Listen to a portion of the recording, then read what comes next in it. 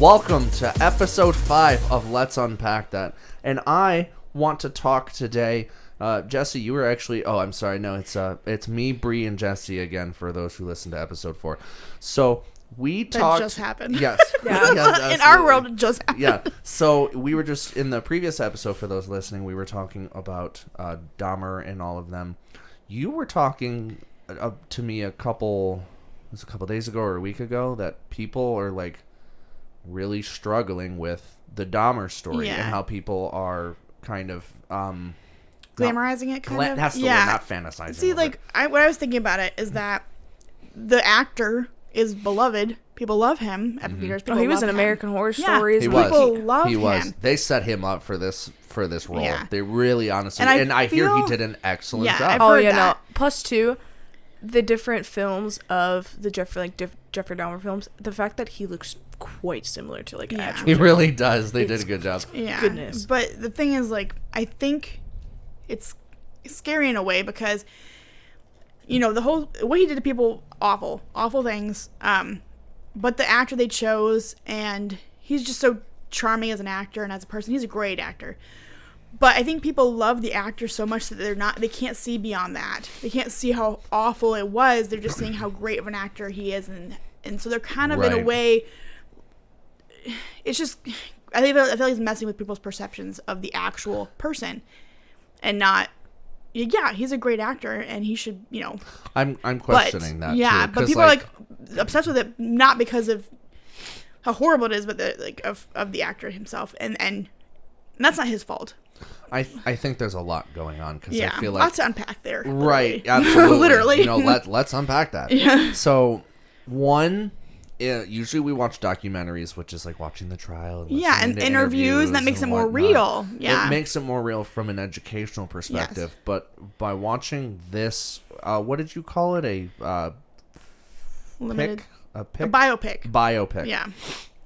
By watching this biopic, it's taking people and putting them into his shoes, which is a whole different demon.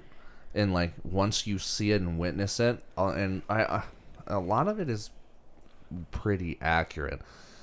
Well, it's scarred a lot of people that are the victims' families and stuff. They're re-scarred, and that's Yeah, and the other thing too, and I'm not against education, and I'm not against showing people the reality of what it is, and that you need to be vigilant. And sometimes the signs that are there, you don't necessarily know what to look for. Yeah, and I think that's part of it. They're trying to say this was here the whole time, and you missed it, and it's your fault. Yeah. And I commemorate Netflix for being able to portray something so accurately. It wasn't 100% accurate, but nothing. It was as accurate as they could get it to make it. But it was relatively good. The problem that I have is that the families and the people that were those emotions were dredged up, nobody got compensated for that. No, Netflix never even really talked to them about it. They just kind of appeared out of nowhere, and they were like, Dahmer, and everybody's like, ah, and the family's like, oh. Yeah, that's what I've heard. Yeah, that's what happened. Yeah, and I know. Yeah, and I know a lot of them aren't too pleased about it because it's not fair. And my thing is that the family, and it's like a double-sided coin. You need to respect the families. It's a triple-sided coin. You need to respect the families because they went through it directly and they were related to him, and that affects them. Mm-hmm. And related to the victims and whatnot, yeah. Right. The families also need to understand that it's not glorifying it. I can understand glamorizing it from a certain degree, but it's still an educational thing. And sometimes I think when people watch documentaries, they're like, ooh, but they don't really get what it's like. And once you see how it is for those types of people to live, especially victims and whatnot, and to really get the fear, it changes the way you look at serial killers, because usually documentaries and whatnot do have that glamorization to it, because it's oh, they're in prison, yes, but it's just it's not that. What? But it's just not Period. that way. They got justice, but not really. Right. Yeah. Right. So and the other thing too is Dahmer was what, the 80s, 90s? I don't know. It was the 80s. It was the 80s or 90s. I feel I should know, but I don't. That's 30 something, 40 something years ago. At some point, his house was for sale at one point. At some point, with all due respect to the family and whatnot, it's already been brought up, and documentaries have been made so many times. But I think this is the one that's gotten the most. And what is that? And now that's what it is. The problem. You know what I'm saying? Plus, like, too, and again, like what I can't I'm remember not his trying name. He's to- such a famous actor too. And it's all over social media, so it's hard to get away from it. Is probably what it is. It's hard to get away from it. My thing too, and I understand the families, feels the way they do. But if it wasn't for this Dahmer series, they were gonna come out with another one. There's constantly Dahmer stuff coming out. I'm not gonna say no, not constantly, but periodically a new Dahmer something comes out because we find more information. Periodically, a Ted Bundy thing comes out because we find out more information. Periodically, we might find some new information, or there might be new theories about Jack the Ripper or Jack the Stripper from the 70s, who was a copycat of Jack the Ripper. What? Yeah, in the 70s, there was a guy that literally copycat all of the murders of Jack the Ripper, and they called him Jack the Stripper. And just like Jack the Ripper, they don't know who it was, and they I think vanished. I have no idea. There was a thing that came out a few months. I don't know if it was last year or something like that. I feel that like they have they believe that they found Jack the Ripper. They're going to be saying that for a long time. Yeah. Same with that one gangster dude that he's like buried underneath the stadium. Who is that? Buried underneath the stadium? Yeah. You know what I'm saying? Like the one gangster guy that they're never going to find his body because he's like buried under the stadium, or he's buried in someone's yard or something. Wow. I didn't hear about the stripper one, though. I've never heard of that. Oh, yeah. I've never heard of that. Are you Googling it? Look up Jack. No, I was looking up if like Jack the Ripper, like, was he ever... I liked the theory that Jack the Ripper was a female. And I believed that. I've read that too. But so it would be Jacqueline the Ripper. There's some.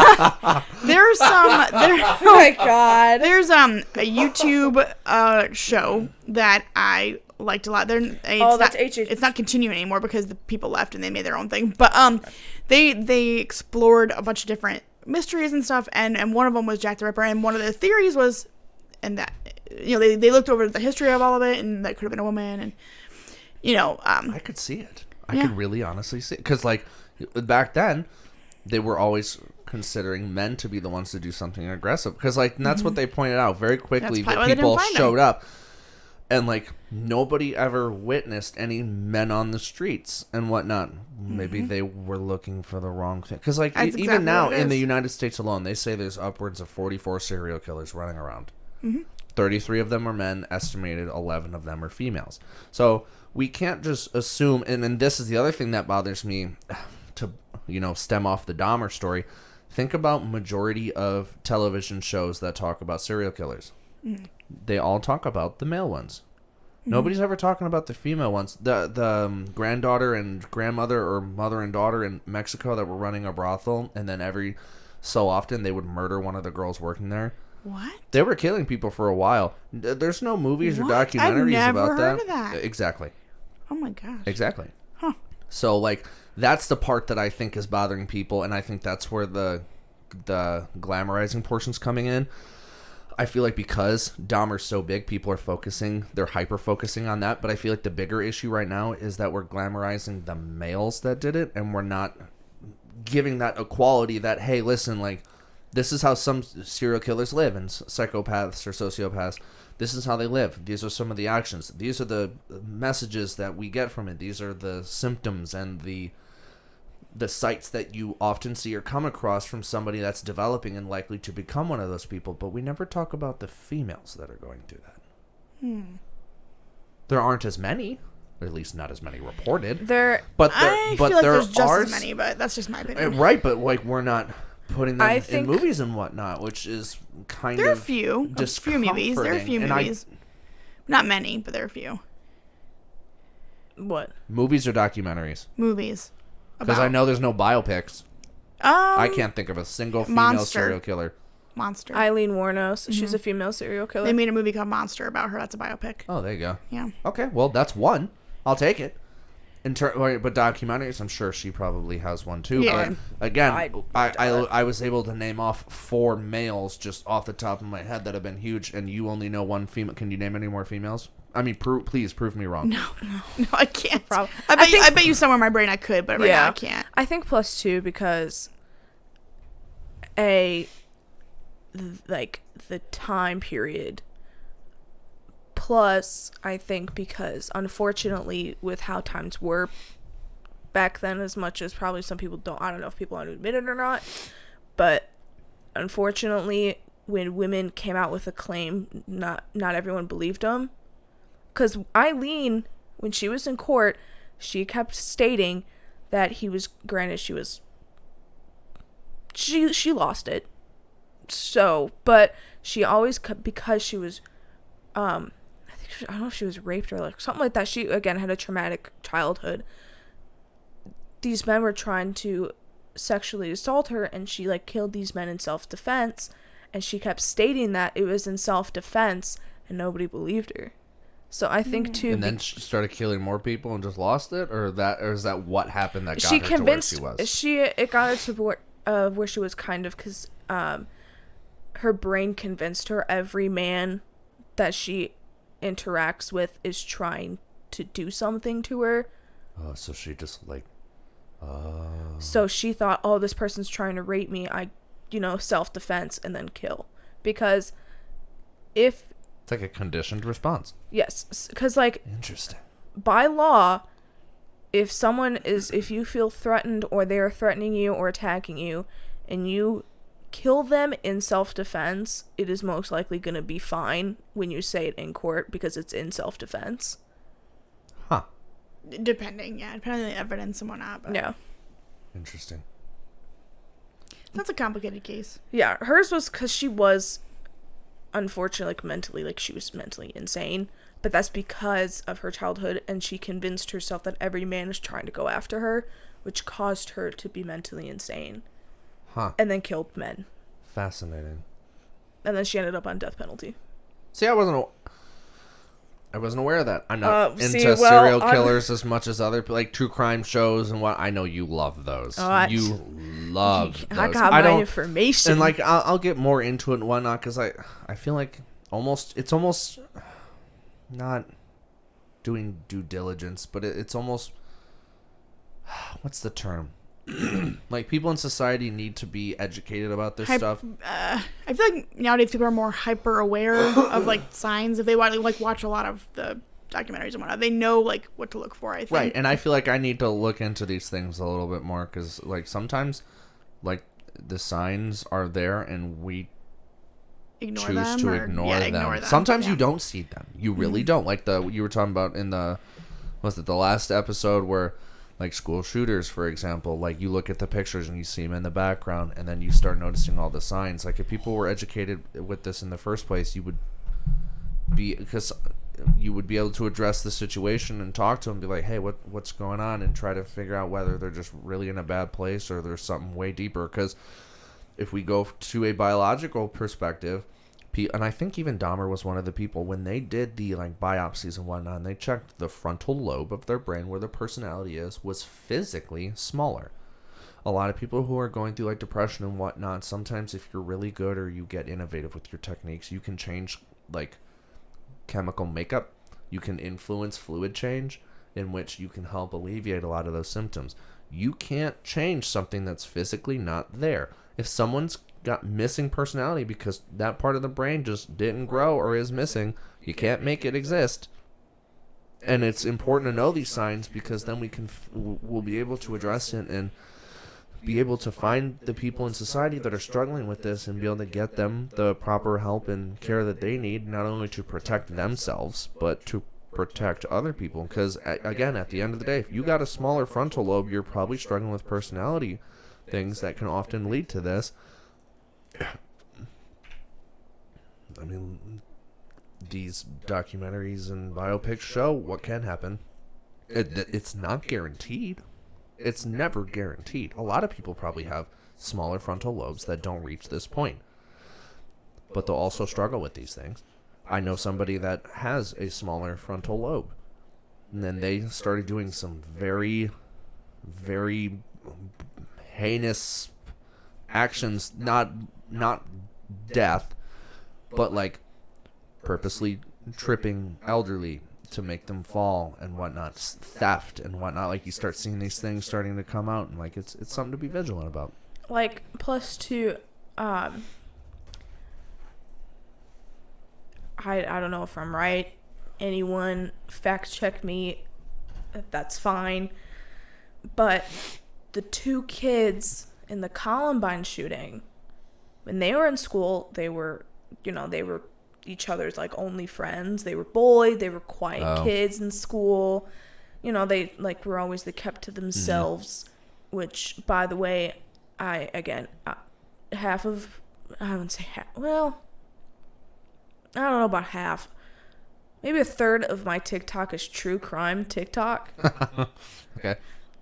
And some person put on like a website of you can find the actual photos